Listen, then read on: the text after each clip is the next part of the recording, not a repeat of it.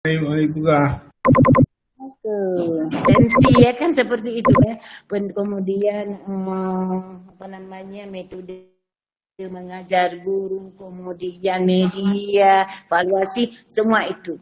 Itu konsep-konsep itu, apa namanya isi-isi dari kurikulum itu, pimpinan atau kepala madrasah itu harus ada konsep tentang itu. Itu maksudnya. Harus ada konsep ya tentang itu. Misalnya ini tentang tujuan sebuah kurikulum dalam madrasah, konsep yang harus. Itu berarti nanti dia merujuk kepada visi misi nanti. Begitu dia Ibu. Nah, seperti itu. Nanti memang ada yang Ibu akan bahas juga bahagian daripada kompetensi itu tetap ada. Karena nanti untuk peningkatan kualitas guru misalnya di dalam kurikulum itu tentu ada. Cuman Ibu ini cuma bahagian kecil yang Ibu ambil sedikit. Sebenarnya bukan bahagian kecil itu, nanti karena ada judul yang khusus dia tentang itu. Nah, jadi kalau bahagian kecil Ibu ambil, tidak tercover semua isi daripada kurikulum itu. Itu maknanya. Tidak tercover semua isi daripada kurikulum. Jadi untuk lebih ini Ibu harus membahas lebih luas tentang isi daripada kurikulum itu seperti apa. Nanti konsep kepemimpinan itu dia merujuk kepada isi ini, kepada isi kurikulum. Sehingga ketika guru nanti merancangkan sebuah RPP sebuah itu, dia kepala sekolah sudah membuat sebuah konsep. Nah, kepala sekolah sudah membuat konsep seperti itu. Jadi konsep-konsep yang sudah itu merupakan bukan program dari kepala sekolah. Nah, nanti program itu akan dilaksanakan oleh guru. Itu konsep itu sebuah program, walaupun belum dalam bentuk konsep kepala sekolah belum dituangkan barangkali ya, itu berarti sudah ada sebuah rancangan kepala sekolah seperti ini. Maka kepala sekolah garis miringkan guru dikatakan tadi, kepala sekolah garis miring guru. Makanya kalau pada kepala sekolah itu ada konsep isi daripada kurikulum itu, guru pun ada itu seperti itu, karena guru akan melaksanakan itu. Makanya saya katakan berulang kali pada the teachers is curriculum. The teachers is curriculum. Guru itu adalah kurikulum, karena semua isi kurikulum itu ada pada guru, ada pada kepala sekolah. Kalau kepala sekolah membuat sebuah konsep merancangkan isi kurikulum itu, guru juga itu. Karena kepala sekolah garis miring guru. Dulu ada dibahas oleh Ibu Ros tadi bahwa hemat saya mendengar bahwa dulu kepala sekolah ada mengajar. Iya kan? Guru kepala sekolah ada mengajar. Karena kepala sekolah itu bukan apa, itu sebagai tugas tambahan. Dasarnya guru. Ketika nanti dia tidak lagi kepala sekolah, dia kembali kemana? Ke guru juga ya kan? Seperti kami juga, kami ada dikasih tugas tambahan. Misalnya sebagai kaprodi, sebagai kajur, sebagai dekan, sebagai rektor, itu adalah semua tugas tambahan. Tugas pokok adalah dosen. Nanti kembali kita serahkan pada satu saat kepada dosen. Ibu pada satu saat apakah nanti jadi kepala sekolah? Ya kan? Itu nanti pada satu saat kembali lagi jadi guru. Nah, itu tidak bisa kita pungkiri, memang harus itu. Ulun kalau dibalik tahun itu guru, juga karena itu sudah pokok memang guru. Barangkali sudah berbeda mungkin ya, karena nanti mungkin makanya biasanya kalau pengawas itu sudah mau akhir hayat guru ya. Mau akhir hayat guru artinya setelah pengawas itu tidak ada lagi, udah pensiun. Biasanya seperti itu, udah akhir hayat lah. Kita katakan akhir hayat artinya sudah mau pensiun ya kan, mau pensiun, nggak mungkin lagi kembali setelah pengawas jadi guru gitu. Makanya akhir hayat kita katakan. Maaf cakap akhir hayat gitu. Artinya akhir hayat jadi guru di situ.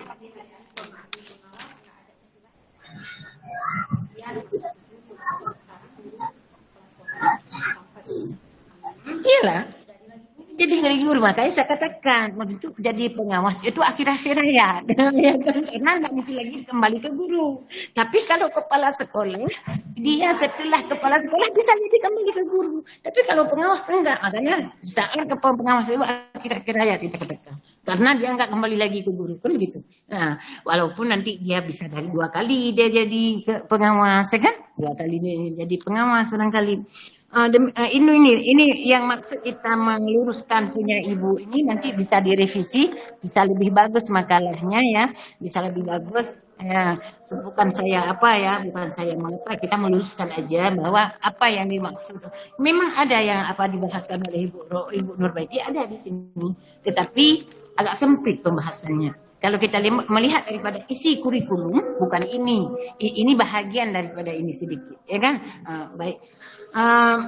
Bapak Ibu yang saya banggakan, tadi banyak yang sudah disampaikan oleh Bapak yang non jauh di sana ya, non jauh di sana, tetapi kita selalu bertatap muka. Ini hal-hal yang sangat memang betul ya apa yang kita disampaikan tadi ya. Juga dari Ibu Rosmiati sampaikan tadi tentang peran keterlibatan masyarakat. Baru saja saya membimbing satu orang mahasiswa ya, baru saja. Bapak Ibu yang di sini ada melihat mahasiswa yang saya bimbing itu, bahwa itu adalah manajemen komite madrasah. Tadi ada pernah disampaikan oleh Ibu Rosma. Selama ini memang tugas dari komite seperti tidak ada tugas, ya kan? Itu kesalahan di pihak siapa? Bapak Ibu harus sadar itu. Bukan karena komite juga. Kita salah semua pihak. Kenapa komite itu tidak diberi tupoksi? Itu masing-masing ada tupoksi namanya. Tugas dan fungsi daripada komite. Struktur komite itu harus ada. Jadi tadi saya pernah melihat punya mahasiswa itu katanya dia ada komite itu ada apa namanya kepala komite, ketua komite, nanti ada sekretaris komite dan ada anggota-anggota komite. Komite itu ada pernah membuat rapat dengan anggota-anggotanya juga. Ketika dia mau datang nanti ke sekolah, kan nggak mungkin datang semuanya ke sekolah. Datangnya lah ketua komite kalau kita katakan. Itu sudah diwakilkan. Itu apa yang mau disampaikan kepada kepala sekolah di sekolah. Makanya bagus tadi ya. Sebenarnya dari komite itu berbagai unsur ya yang harus dilibatkan. Apakah dari fraksi pendidikan, dari apa namanya kebudayaan, dari kesehatan, dari masyarakat donatur yang kaya-kaya, sehingga uang di komite banyak. Ini kita kembalikan ketika komite datang ke sekolah, dari pihak sekolah mengasih uang kepada komite, uang transport katanya. Dan itu sangat keliru ya, sangat keliru, sehingga sekolah habis uang semuanya. Makanya keterlibatan pihak masyarakat itu kurang kalau seperti itu. Makanya sekolah kita nggak pada maju ya, nggak disebut ke sekolah yang di bawah naungan masyarakat yang mempunyai wewenang masyarakat itu nggak ada, sehingga antara sekolah dan masyarakat hidup ke masing-masing. Sehingga hidup ke sekolah, hidup ke masyarakat, hidup ke sehingga tidak ada tanggung jawab pun masyarakat sedikit dengan sekolah kalau seperti ini. Lepas dia, lepas. Maka dalam hal ini Bapak Kepala Sekolah terutama dan ibu-ibu juga ya, dan pengawasnya juga ya. Itu coba sekarang seperti Ibu Rusmiati mengatakan tadi bahwa dia akan membentuk kembali, merangkulkan kembali komite, nanti Bapak Ibu panggil ya. Komite sekolah itu nanti panggil beberapa orang yang lain untuk membentuk siapa akan jadi ketua komite, siapa jadi sekretaris komite, bendaharanya dan anggota-anggotanya dan beberapa orang. Sehingga kalau nanti itu pasti sekolah itu akan maju. Dan sekolah itu bisa Bapak bangun dengan swadaya masyarakat yang ada donatur. Masa keluh kesah itu bisa kita sampaikan nanti lewat komite itu. Nanti komite akan buat rapat khusus di masyarakat, dalam masyarakat, ya akan memberikan apa yang ingin dibutuhkan oleh sekolah itu. Apakah guru yang belum banyak, belum berkualitas, apakah sarana dan prasarana nanti ada yang belum itu, akan disampaikan. Sehingga walaupun nanti sekolah belum ada dana yang diberikan dari pemerintah, itu dari masyarakat sudah ada. Kenapa itu? Makanya keterlibatan masyarakat itu sebenarnya paling penting.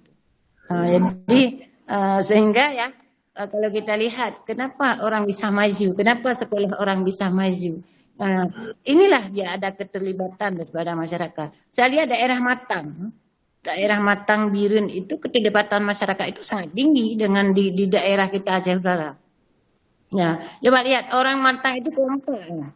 Makanya kenapa Unimah itu sampai diusir itu karena keterlibatan masyarakat itu kurang. Diusir. Ada relutnya. Pak Min Aceh Utara, halo Pak Min. Pak Amin sangat dekat itu kampungnya. Iya, Relate dah. Coba Pak Amin, ya kan?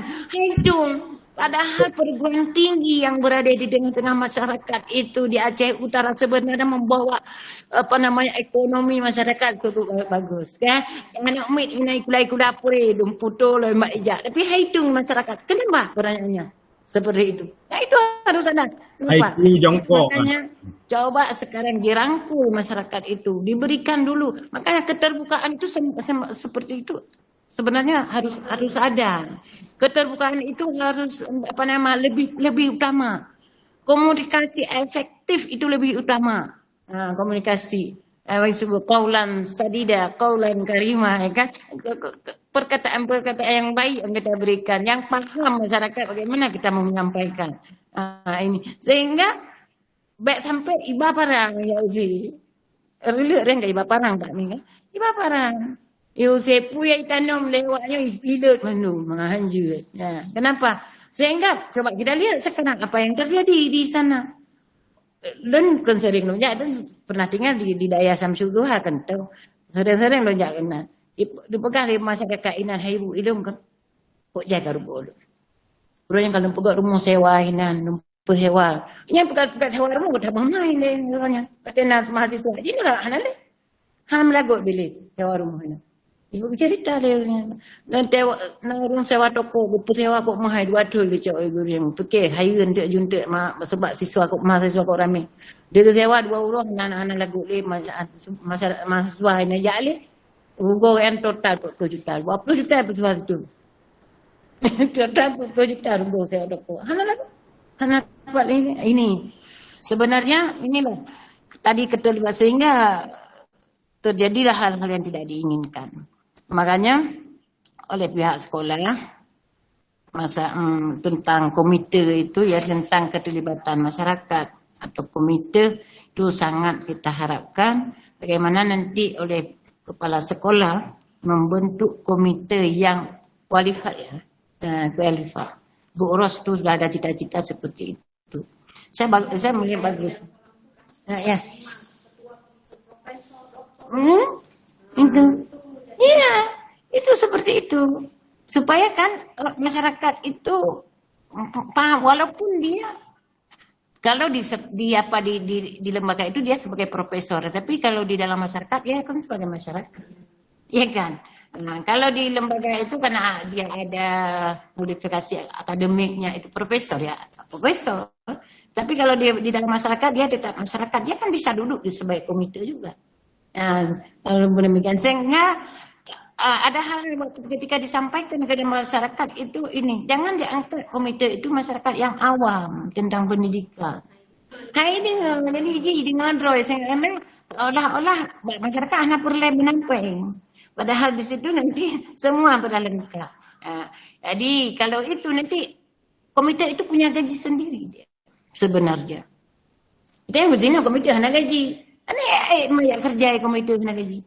Ya tem pegang apa tidur bu gue kan nggak kerja ini karena gaji 200 ajak kena nggak napeng lah ketinggal apa hujung dari kula waktu lebih ini bang ini cukup keliru sebenarnya. Coba nanti kita bentuk lah kita sebenarnya harus banyak belajar juga dengan belajar hari ini ya insya Allah ya alhamdulillah belajar kita hari ini kita nanti bisa berubah. Nah, makanya dengan kita perubahan ini kan Allah akan merubah juga. Tadi kalau kita nggak berubah kan satu kaum terus kaum itu seperti itu ya. Allah dia akan merubahnya. Innallaha la yughayyiru qaumin hatta yughayyiru ma bi anfusihim. Apabila kita tidak merubah sendiri apa masyarakat itu tidak merubah, Allah tidak akan merubah. Nah, makanya coba kita buat sebuah perubahan. Makanya kita perancangan kita sampai ke depan bagaimana ya kan supaya manajemen di sekolah itu bagus. Kita katakan, oh manajemen. Tengok hana manajemen. Ya, yang keliru. Daerah boleh manajemen tapi kan, manajemennya kan lumpuh-lumpuh aja. Ya, kita yang hana dalam manajemen. Sehingga momong tuh. Jadi ya, coba ya kita sudah tahu apa itu manajemen, perencanaan, apa itu pelaksanaan, apa itu apa namanya perorganisasian, ya kan, fungsi daripada manajemen, apa itu pengawasan, controlling, evaluasi. Itu kalau Bapak Ibu udah paham tentang itu ya. Semua unsur karena dumpu mandum manajemen. Semua unsur itu ada manajemennya, tidak ada yang nggak ada. Sehingga di dalam rumah tangga aja kita ada manajemen keluarga, ya kan? Mihana manajemen dan keluarga hancur keluarga sih. Ya. Pengelolaan dana pun pakai manajemen, ya, pengelolaan dana. Yang kadang-kadang satu keluarga yang hancur, kenapa? Karena manajemen keuangannya hancur. Padahal kok kaya, padahal gaji ditanya gaji kayaknya. Tapi kepakan hancur, mau gak nalo moto nalo. Tak penghasilannya lebih jauh daripada dana. Tapi kenapa? Karena pengelolaan manajemen ekonominya tidak apa namanya tidak paham.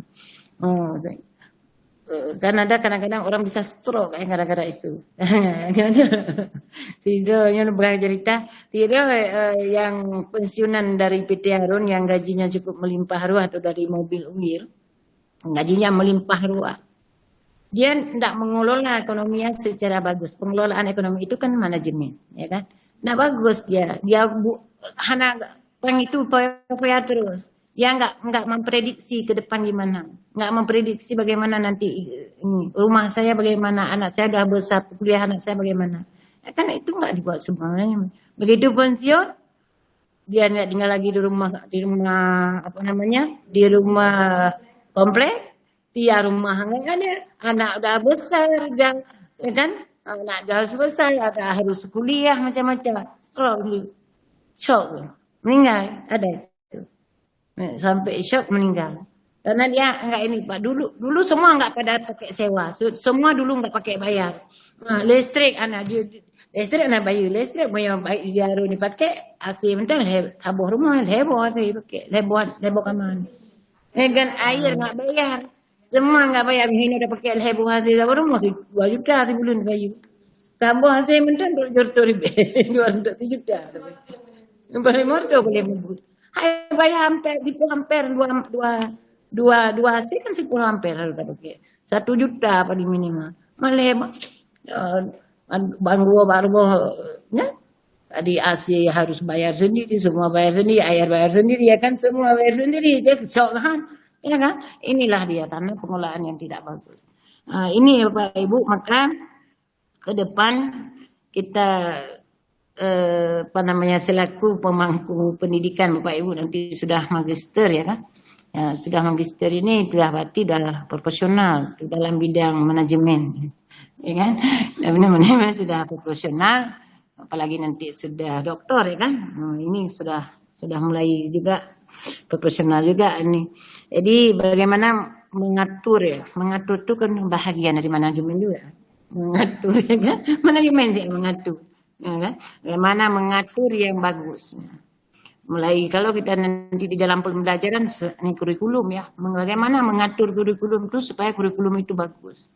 Ya kan? Bagaimana merancangkan kurikulum, bagaimana konsep ibu-ibu Durbaiti itu konsep kurikulum itu sebagai bagus.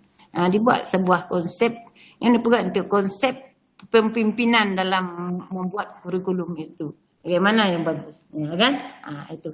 Sehingga di dalam pelaksanaan oleh guru nanti seiring sejalan dengan perencanaan konsep itu. Dan ketika dievaluasi juga. Makanya dia katakan, apakah sebuah kurikulum itu efektif? Pertanyaannya, apakah kurikulum K13 itu sudah efektif atau belum? Itu bisa dijawab oleh Bapak Ibu sendiri. Apakah kurikulum K13 itu sudah efektif berjalan atau belum? Itu bisa Bapak Ibu jawab. Kita bisa melihat sendiri dari perencanaan sampai evaluasi, dari perencanaan, pelaksanaan dan evaluasi bisa kita lihat itu, ya kan? Ketika perencanaan seperti ini, pelaksanaan seperti itu, proses seperti ini, itu berarti belum efektif kurikulum. Maka untuk efektifnya sebuah kurikulum, Ibu perbaiki. Ini Ibu dibuat konsep kepemimpinan yang baku, yang bagus. Sehingga nanti Ibu langsung aja mengarahkan ke K13, oke juga. Ibu misalnya mengarahkan kurikulum ke K13. Boleh juga supaya lebih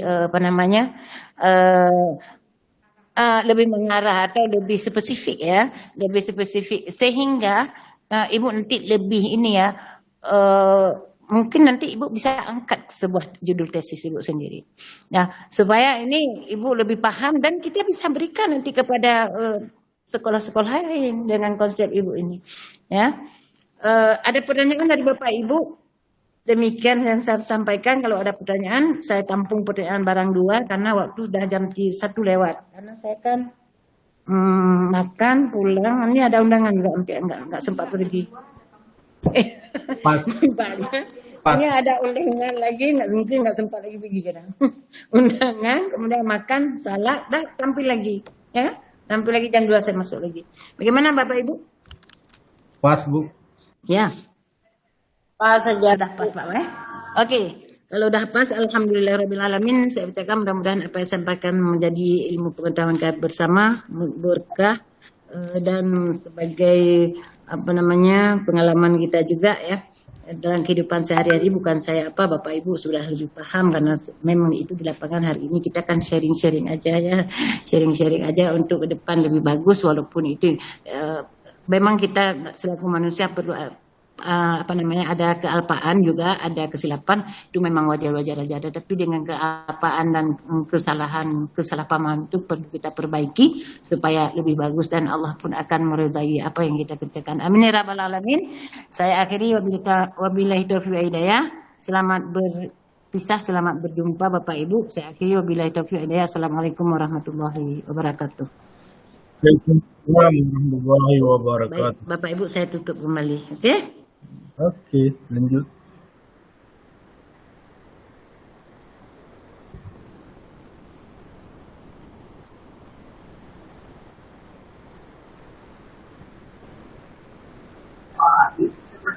Jadi hari Jumat depan jadi kuliah. Untuk Jumat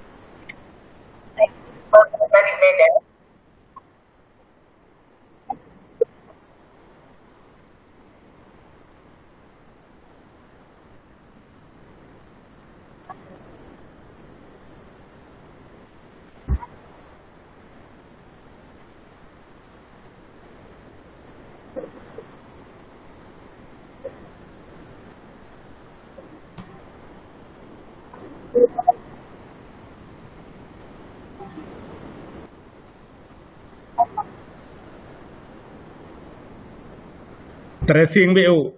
Yang pertama, berarti kuliahnya Jumat jadi. Ya kan?